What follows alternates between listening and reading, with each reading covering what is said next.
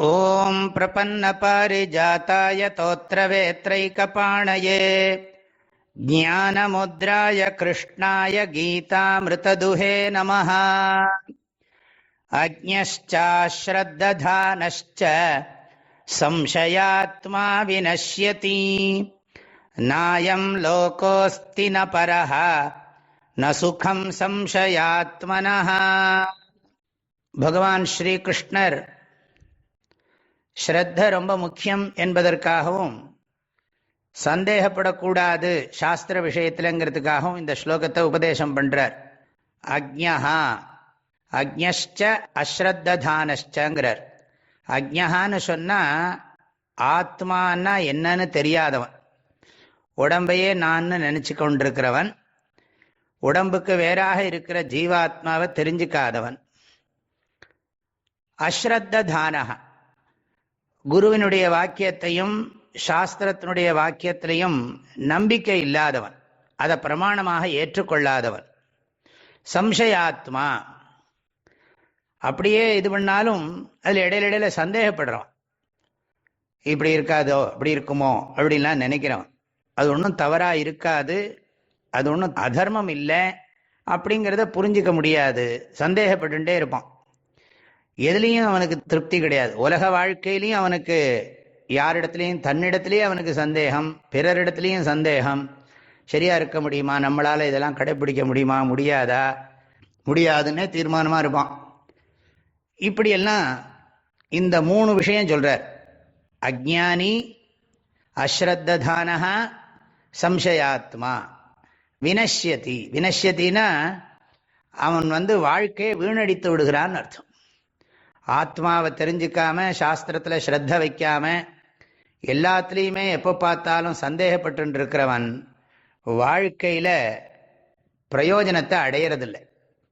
வினஷ்யதி, வாழ்க்கையினுடைய குறிக்கோளாகிய உண்மையான அமைதியையும் ஆனந்தத்தையும் அவன் அடையிறதே கிடையாது. நாயம் லோகோஸ்தி அயம் லோகா நாஸ்தி. அப்படின்னா என்ன அர்த்தம்னா, இந்த சரீரத்தில் அவனுக்கு முழுமையான உண்மையான ஒரு வாழ்க்கை அமையறதில்லை.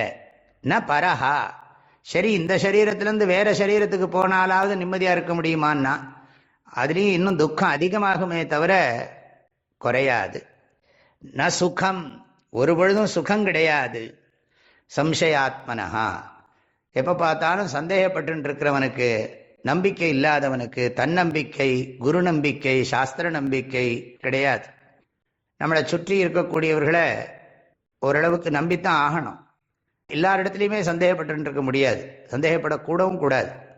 அப்படி தவறுகள் இருந்தால் அது நம்ம காலப்போக்கில் சரி பண்ணிட முடியும். ஆனால் சந்தேகத்தோடையே இருந்தால் வாழ்க்கையில் ஒரு நிம்மதியும் கிடைக்காது.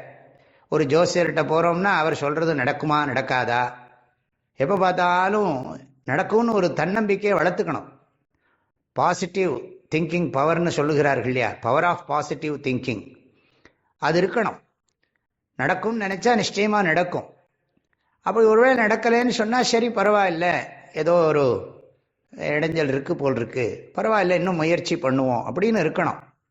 அதை விட்டுட்டு சந்தேகப்பட்டுட்டே இருந்தால் வாழ்க்கையில் வளர்ச்சியோ உயர்வோ அடையவே முடியாது. அதனால பகவான் எச்சரிக்கை பண்ணுறார் இந்த ஸ்லோகத்தில்.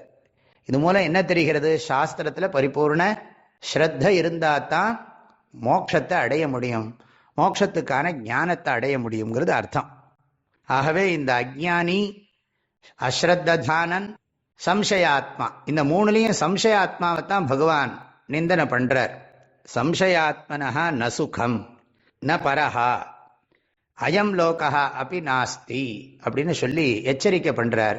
எனவே இந்த உடம்புலையும் நிம்மதியாக இருக்கணும், இதுக்கப்புறம் உடம்பு வந்தாலும் அதுலேயும் நம்ம நல்லா இருக்கணும், எப்பவும் நாமளும் ஆனந்தமாக இருந்து மற்றவர்களுக்கு ஆனந்தத்தை கொடுக்கணும்னா சாஸ்திரம் சொல்லுகிற வழிகளை, பெரியோர்கள் சொல்லுகிற வழிகளை பின்பற்றி வையத்துள் வாழ்வாங்கு வாழணும்னு தான் இந்த ஸ்லோகத்துக்கு அர்த்தம்.